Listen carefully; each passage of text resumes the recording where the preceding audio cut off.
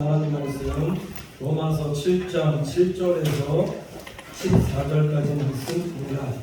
신약 247페이지 로마서 7장 7절에서 14절까지 말씀입니다.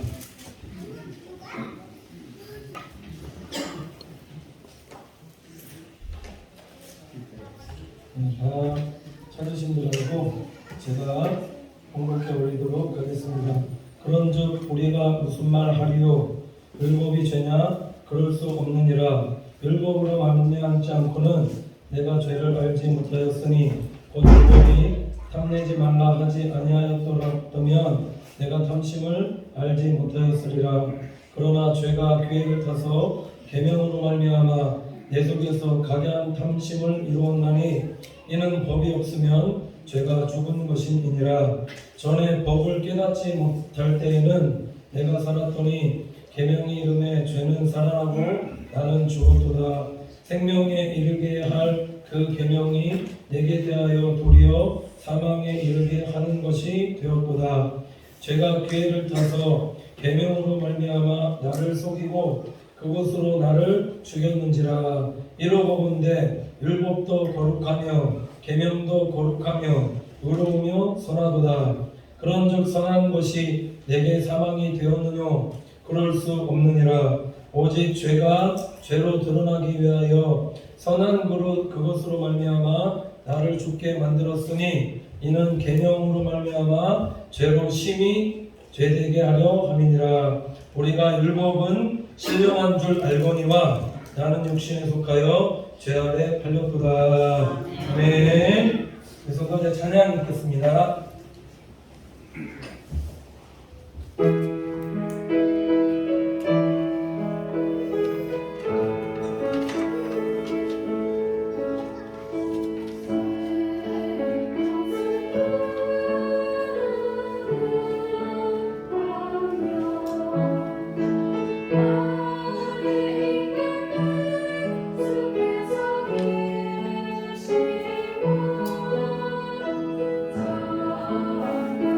주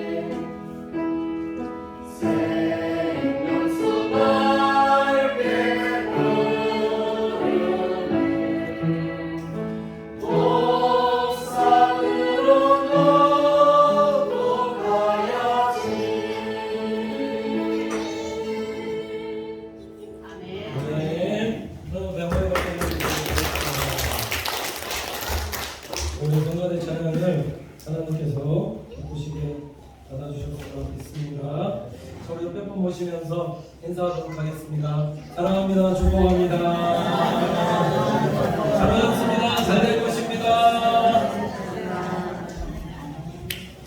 2023년도 하나님께서 주시는 복강의 충만히 받아 누리며 살아가는 믿음의 권속들 다 되시기를 간절히 축원을 드립니다. 네. 말씀 제목이 율법의 기능과 역할이라는 제목으로 하나님 말씀 전하도록 하겠습니다.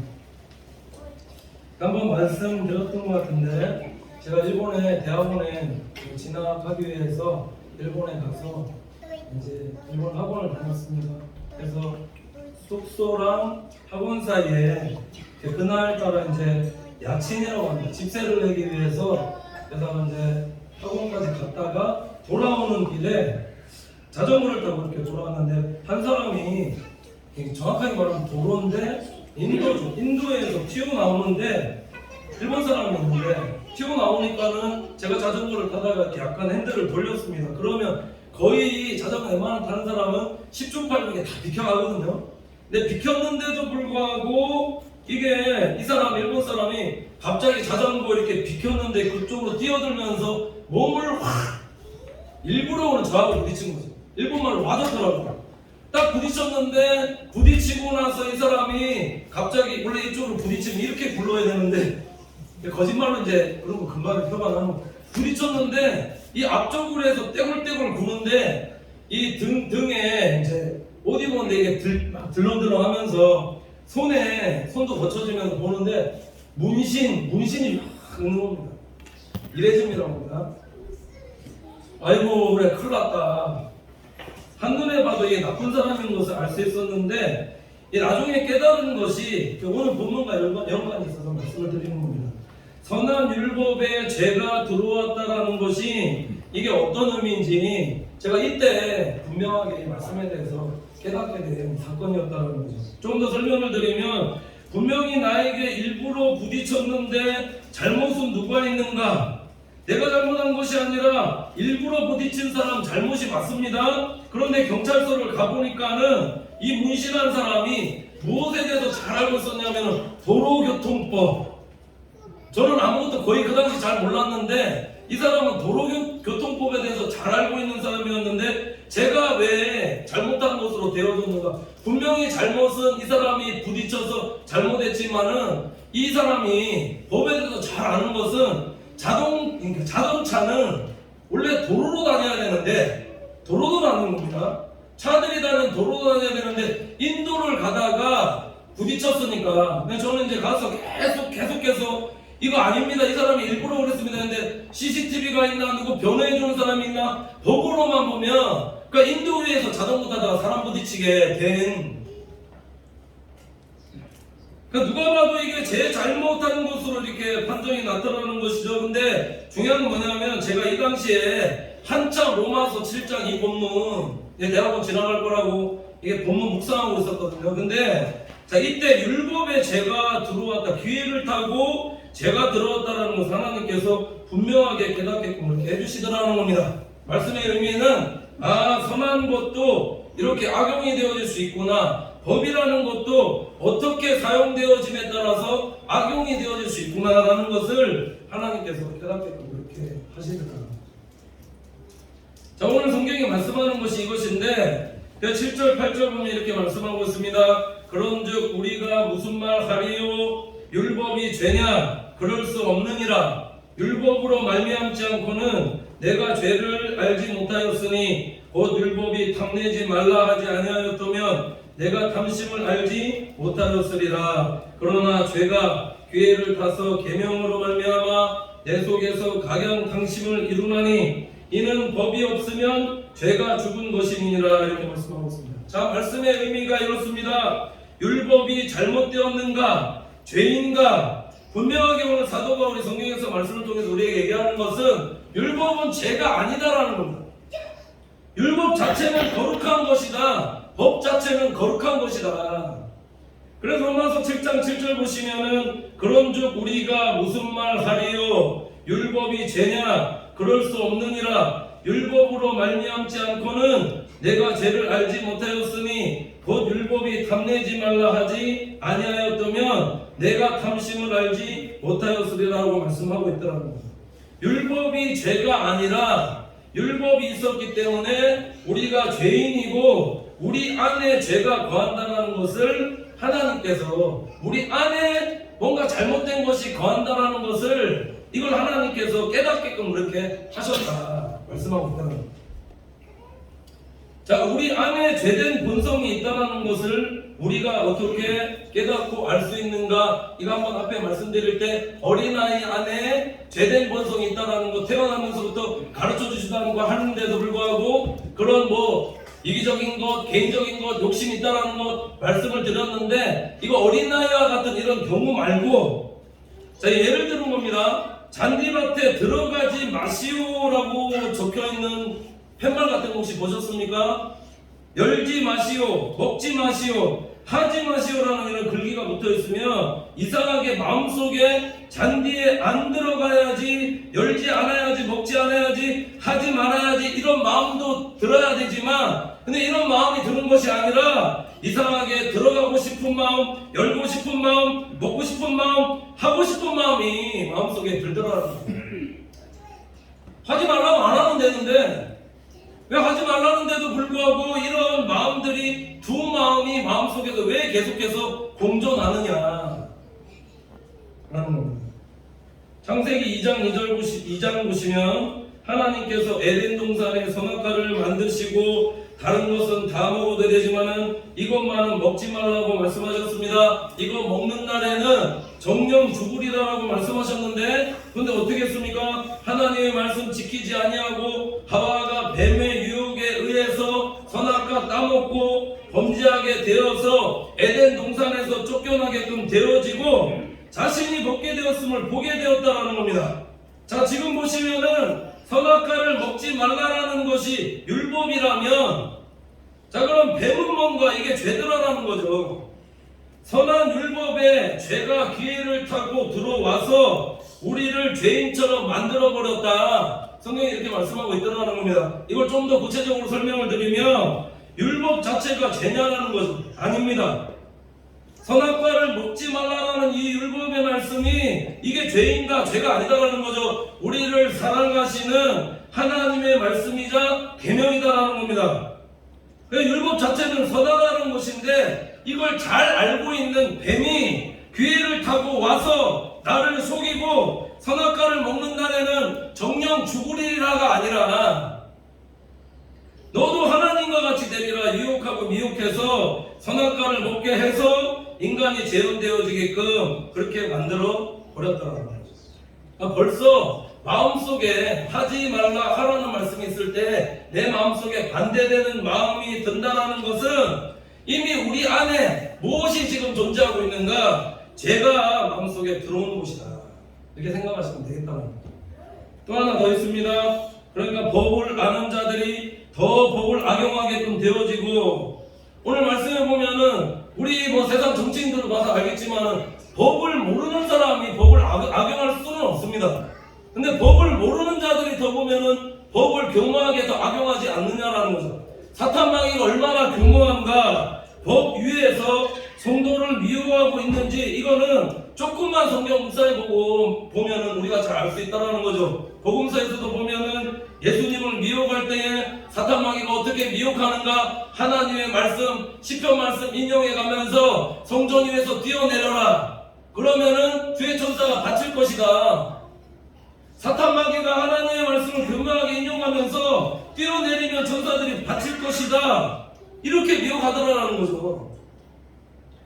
예수님의 십자가의 은혜도 십자가에 우리의 죄와 허물을 위해서 피 흘려서 돌아가셨구나는 그게 아니라 은혜를 더하기 위해서 죄를 짓자 이렇게 계속해서 성도를 더 미혹하게끔 만든다라는 겁니다. 그러니까 우리 사랑하는 성도님들께서는 속지 마시기 바랍니다. 죄를 지으면 더 은혜 가운데 거한다라는 이런 말은 말도 안 되고 어불성설이고 이건 해서도 안 되는 성도들의 고백이기 때문에 이건 더 이상 죄 사단 마귀에게 속으며 살아가는 성도들 되어서는 안 된다는 겁니다. 자, 이 사실은 오늘 10절, 11절에 이렇게 말씀하고 있는데 생명에 이르게 할 그 계명이 내게 대하여 도리어 사망에 이르게 하는 것이 되었도다. 죄가 기회를 타서 계명으로 말미암아 나를 속이고 그것으로 나를 죽였는지라 이렇게 말씀하고 있더라는 거죠. 딱 위의 말씀과 같지 않습니까? 먹지 말라라는 말씀에 그냥 아멘 하면 되는데 이런 생명에 이르게 해야 될 말씀이 죄가 뱀이 기회를 타서 계명으로 말미암아 들어와서 나를 속이고 그것으로 나를 죽였다라는 것은 이거 잘 묵상해 보면은 그러니까 율법은 선하다라는 거죠. 율법 자체는 선하다라는 것인데 이 율법 자체에 죄가 들어오게끔 되어져서 나를 범죄하게끔 죄 가운데 거하게끔 그렇게 계속 만들고 있다는 거죠. 이건 우리 사랑하는 성도님들에게 우리에게 적용해 보면은 그러니까 죄된 본성과 선한 본성이 우리의 마음속에서 계속해서 공존하고 있다는 것을 사도 바울이 보게끔 되어주고라는 거죠. 내 육체 안에 하나님을 향한 뭔가 하나님을 향해서 선을 하고 싶은 이런 선한 마음도 있는 반면에 또한 하나님을 향해 선한 마음을 행해야 되는데 또한 악하게 행하고자 하는 이 두 마음이 있다는 것을 우리 육체 가운데 이것이 거한다는 것을 보게끔 되어준다는 거죠. 왜 우리가 하나님의 말씀 듣고 순종하는 하나님의 자녀들이 되셔야 되는가? 참 이상합니다. 정말 듣기 좋은 하나님의 말씀 들었는데 자 입술로 아멘하고 받아들였지만은 마음처럼 행하지 못할 때가 얼마나 많으냐라는 거죠. 자 하나님의 말씀 듣고 이 말씀대로 행해야지 저 말씀대로 행해야지 결단하면서 그렇게 행해야 될 때가 있다라고 고백할 때는 많지만 근데 돌이켜보면은 그렇게 행하지 못하는 범죄하는 나를 계속해서 발견할 때가 더 많지 않더냐. 그 율법은 계속해서 나를 죄인처럼 만든다는 겁니다. 내 힘으로 하나님의 말씀대로 행할 수 없다는 것을 내가 계속해서 발견하게 되어지더라라는 거죠. 이걸 좀 다르게 말씀드리면 율법을 통해서 그래서 계속해서 죄만 깨닫게끔 그렇게 되어지지 않더냐라는 겁니다. 또 하지 말라라는 말씀을 들었을 때 이런 책망의 말씀 들을 때 아멘하고 받아들이고 순종하면 되는데 이 책망의 말씀을 아멘하고 받아들이고 순종하려는 성도들이 많은 것이 아니라 오히려 적더라라는 거죠. 그러니까 제가 기회를 타서 계명으로 말미암아 나를 속이고 그것으로 나를 죽였다라는 것은 이런 죄된 본성이 육체의 소욕대로 계속 행하기를 좋아하는 성도로 나를 만들어가기 때문에 그래 율법이 자꾸 나를 죄 가운데 거하게끔 되면 계속해서 나를 정죄하고 또 정죄하고 또 정죄받는 그런 삶을 살게끔 되어지더라. 그래서 12절 13절 보시면 이로 보건대 율법도 거룩하며 계명도 거룩하며 의로우며 선하도다. 그런즉 선한 것이 내게 사망이 되었느뇨 그럴 수 없느니라. 오직 죄가 죄로 드러나기 위하여 선한 그것으로 말미암아 나를 죽게 만들었으니 이는 계명으로 말미암아 죄로 심히 죄되게 하려 함이니라 이렇게 말씀하고 있습니다. 자 성경이 오늘 보면은 아주 중요한 말씀을 우리에게 해주고 있는데 자 사도 바울이 깨달은 것이 뭐냐? 율법도 거룩한 것이다. 선한 것이다. 계명도 역시 그러하다. 선한 것이다. 근데 그 선한 것이 내게 사망이 되어진 것인가? 그게 아니다라는 겁니다. 그럼 무엇인가? 율법을 하나님께서 우리에게 주신 이유에 대해서 오늘 성경이 우리에게 말씀하고 있는데 말씀드렸죠. 율법 자체는 선합니다. 거룩합니다. 좋은 것입니다. 근데 이 율법을 왜 주셨는가? 오늘 말씀 얘기하는 것은 오직 죄가 죄로 드러나게 하기 위함이다.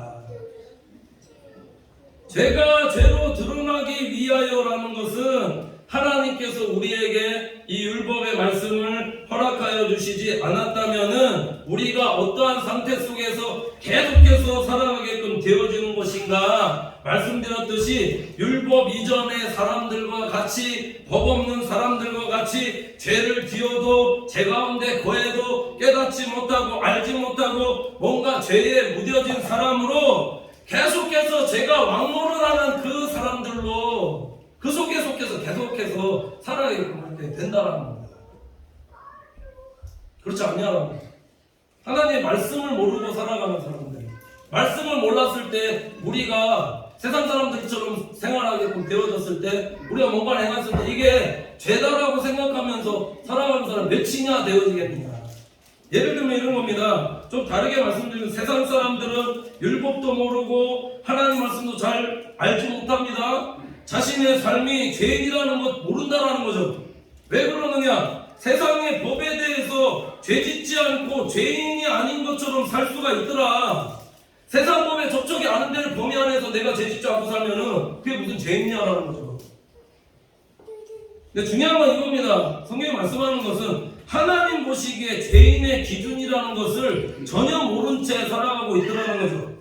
자, 이걸 다르게 말씀드리면 도적질 눈에 안 보이게 해서 도적질하면 새고랑 차고 감옥에 간다는 걸 알고 있지만 안 들키게 하면 됩니다. 예를 드는 겁니다. 가늠하는 것, 불륜하는 것 안 들키면 되거든요. 살인하는 것도 안 들키게 해서 어떻게 무덤에서 죽여서 이렇게 매장에 안 보이게 안 들키면 됩니다. 이게 세상의 법이라는 거죠.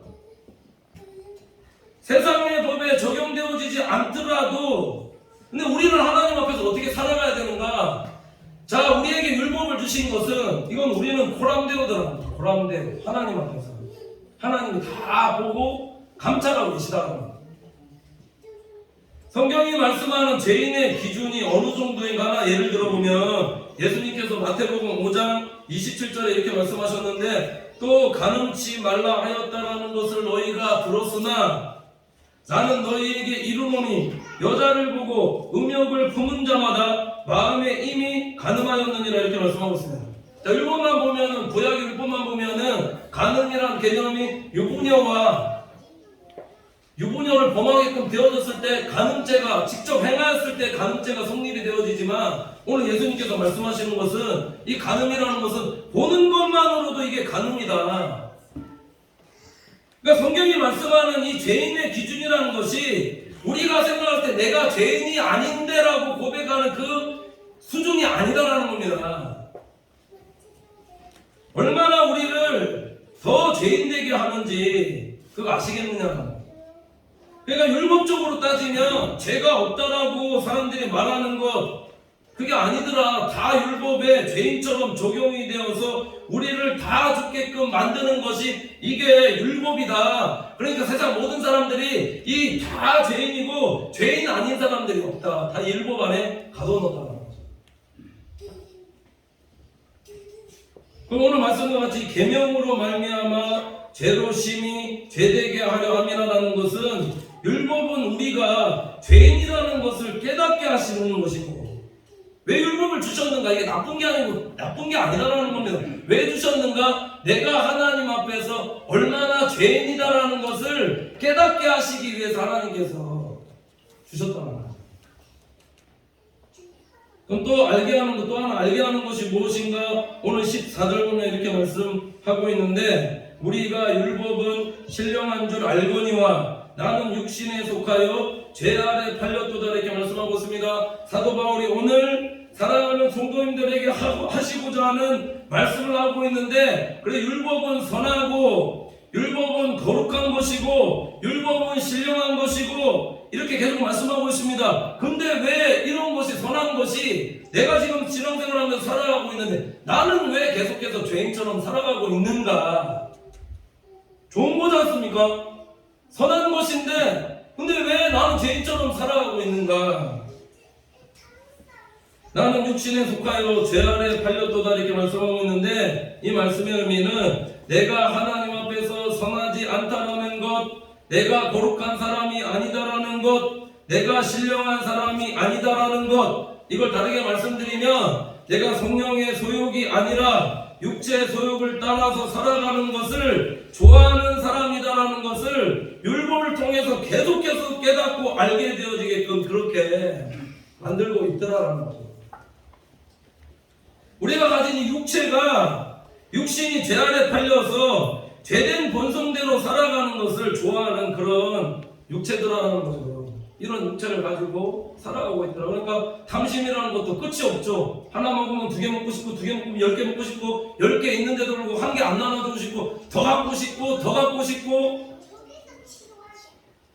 서 있으면 눕고 싶고 누워 있으면 자고 싶고 자고 있으면 안 일어나고 싶고 우리가 이런 육체를 가지고 살아가고 있더라. 그래서 사도 바울이 로마서 7장 끝절 보면은 단식하는 거죠. 오라 나는 곤고한 사람이로다. 이 사망의 몸에서 누가 나를 건져내랴. 그러니까 우리가 하나님 앞에서 어떤 정도로 살아가라 말씀하고 있냐면 육체의 소욕이 아니라 그래서 예수 그리스도와 함께 죽은 하나님의 자녀들로 살아가라 말씀하고 있더라는 거죠. 갈라디아서 2장 20절 보면 이렇게 말씀하고 있는데 내가 그리스도와 함께 십자가에 못 박혔나니 그런즉 이제는 내가 사는 것이 아니요 오직 내 안에 그리스도께서 사시는 것이라. 내가 육체 가운데 사는 것은 나를 사랑하사 나를 위하여 자기 몸을 버리신 하나님의 아들을 믿는 믿음 안에서 사는 것이라 이렇게 말씀하고 있습니다. 이 한 절에 사도 바울이 두 가지 얘기를 하고 있는데 내가 그리스도와 함께 죽었다라는 것은 이걸 좀 영적으로 말씀드리면 영적인 세례고 그 다음에 다시 육체 가운데 사는 것은 이게 부활이다. 부활신앙. 예수님과 연합해서 살아가는 성도의 신앙을 말씀하고 있다는 거죠. 그러니까 우리가 신앙생활하면서 예배하고 기도하고 찬양하며 경건의 얘기를 연습하는 하나님의 사람으로 살아야 될 것은 앞에서 말씀드렸듯이 우리 육체가 이렇게 항상 성과 악의 싸움에서 계속 공존하는 삶을 살아가고 있는데 이게 우리의 힘으로는 절대 이길 수가 없더라. 내 안에 선을 내고자 하는 선한 의지, 선의지라고 하거든. 선의지가 있습니다. 근데 육체대로 행하려 하는 이런 죄된 본성과 이게 들이붙으면 성과하게 붙으면 백전백패더라. 이걸 깨달아라는 거죠. 이걸 다르게 말씀드리면 육체의 소욕을 내 선한 의지로 이게 절대 이겨낼 수가 없더라는 거죠. 그러니까 세상 사람들 보시면 예를 드는 거지만은 내 의지로 술 끊었다라는 사람 혹시 보셨습니까? 주변에? 내 의지로 어떤 마약하는 사람 끊었다라는 사람 보셨습니까? 뭐 있을 수도 있습니다. 만약에 있다면 이거는 진짜 의지가 정말 강한 사람이고 100이면 100 이게 내 의지로 육체의 소욕을 이길 수 없더라라는 거죠. 없습니다. 우리가 계속해서 예수님을 믿는다라고 하면서 죄를 짓고 그래서 살아가서는 안 된다라는 말씀인데 예수님을 믿는데도 불구하고 육체의 소욕대로 살아가게 되어지는 것은 그걸 좀 다르게 말씀드리면 예수 믿고 살아가는데도 세상 사람들과 똑같이 그렇게 살아가는 성도의 삶은 이거는 고범죄를 짓는 거다 하나님 앞에. 왜냐하면은 죄를 더하기 위해서 은혜를 더하자라는 말씀 들었습니다. 그럼에도 불구하고 예수님의 십자가의 그 보혈이 내 죄와 허물을 위한 그 십자가의 보혈인데도 불구하고 계속해서 또 죄짓고 하는 것은 이거 알고도 죄를 짓는 거죠. 모르고 죄를 지을 수는 있습니다. 부지 중에 지을 수 있습니다. 그런데 이걸 알고도 뭔가 이게 예수님의 십자가의 보혈이 보험처럼 죄 지으면 교회 가면은 회개 기도하면 또 예수님께서 회개 용서해 줄 거니까 또 죄짓자 은혜 가운데 거하게 거해야 되기 때문에 또 죄짓자 하는 것은 이게 보험죄고 이게 인본주의고 종교생활이면 세속주의로 살아가는 성도들의 삶일 수밖에 없더라는 거죠. 그러니까 내 선한 의지로는 육체의 소욕에서 벗어날 수가 없더라. 그러니까 신앙생활은 그래서 내 의지로 하는 것이 아니다라는 겁니다. 사무엘상에 보면 사울왕 보시면 사울왕의 삶에 찬양회 때 말씀드릴 거지만 그의 삶에 기도가 없고 하나님의 말씀이 없으니 성령님께서 도와주지 않으니까는 계속해서 어떤 삶을 살아가는 하나님이 기쁘시게 해드릴 수 있는 삶을 살아가는 것이 아니라 계속해서 하나님과 하나님 뜻과는 반대되는 말씀에 불순종하는 그런 삶을 살아가게 되어지더라고요. 결론입니다. 그러니까 우리 사랑하는 성도님들이 하나님 앞에서 어떠한 성도로 살아가셔야 됩니다. 자, 율법을 무엇을 깨닫게끔 하느냐? 율법은 몽학선생 같아서 앞에 말씀드렸지만 죄를 죄로 깨닫게끔 하고 우리를 죄인처럼 몰아가지만 계속해서 정죄하거든요. 죄질 때마다. 근데 여기서 우리가 넘어지는 정도가 아니라 여기서 우리는 끝나지 않는다는 거예요. 왜 감사한 것은 우리가 예수 그리스도를 믿는 성도들 되어질 때에 예수 그리스도의 십자가의 보혈의 공로로 우리의 죄와 허물을 사해해 주시는 것이며 우리를 하나님의 자녀 삼아 주시는 것이고 성령 부어 주셔서 육체의 소욕이 아니라 성령의 인도함을 받는 성도가 되어서 성령의 열매를 맺게 하고 하나님께서 기뻐하시는 성도로 살아갈 수 있게끔 우리에게 은혜 베풀어 주신다. 이게 예수 그리스도와 연합되어서 살아가는 성도들의 모습이다라는 겁니다. 자, 그래서 예수님께서 어떤 말씀하셨냐면은 재물 많은 사람이 어떻게 하여야 영생을 얻을까라는 질문에 율법 다 지켰다 얘기하거든요. 10계명 다 지켰는데 근데 예수님께서 말씀하시는 게 부족한 것이 하나 있는데 있는 것을 다 팔아 가난한 자들에게 주라. 그리하면 하늘에서 보화가 내게 있으리라. 그리고 와서 나를 쫓으라 하시니 이 재물 많은 사람이 슬픈 기색을 띠고 근심하며 가리라 이렇게 말씀하고 있습니다. 율법은 지켰는데 자, 하나님께서 하나님이 원하는 기준에 대해서 말씀하시니 그러니까 슬픈 기색 띠고 근심하며 가더라.